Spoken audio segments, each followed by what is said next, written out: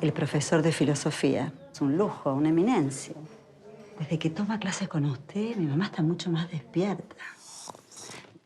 Si me hubieran conocido hace 30 años atrás, dirían, ahí va Marcelo, el estudiante de filosofía, el de pelo largo.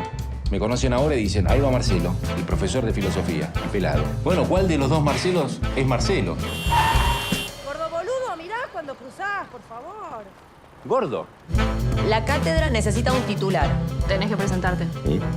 ¿Qué? No podemos abandonar la cátedra así nomás. Además, sabes perfectamente qué es lo que Eduardo hubiera querido. Perdón, profesor, estaba en la masterclass. ¿Qué masterclass? La del profesor Rafael Sujarchuk, en el aula magna. Me llamó la decana, que recibió un email de Rafael Sujarchuk preguntando por las fechas del concurso. Tienes un rival muy duro, Marcelo. Weil Glückseligkeit nicht dein Ideal. ¿Qué caradura este tipo? Ella se quiere quedar con la cátedra. A veces uno se da cuenta que desea algo cuando otro se fija justamente en ese algo. Pero no podés desear una cosa solo porque otro también lo desea. ¿Viste que parece que está saliendo con Vera Mota? Es una bomba. Sale con Vera Mota, lo vi en la tele. ¿Y? Te espero mañana a la mañana en el Café Sócrates. No pienso ir.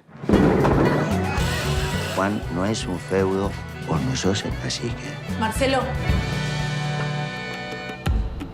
Él se cansó de hacer canciones de protesta y se vendió. Qué compulsión que tienen ustedes, ¿no? De atarse a la facultad como si ahí se terminase el mundo.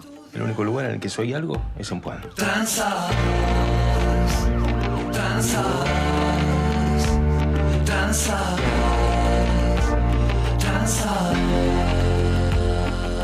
Está de muy mal humor mi mamá. No va a soportar el show de filosofía. ¿Qué hago? ¿Me voy? Unos chistes filosóficos. ¿Chistes?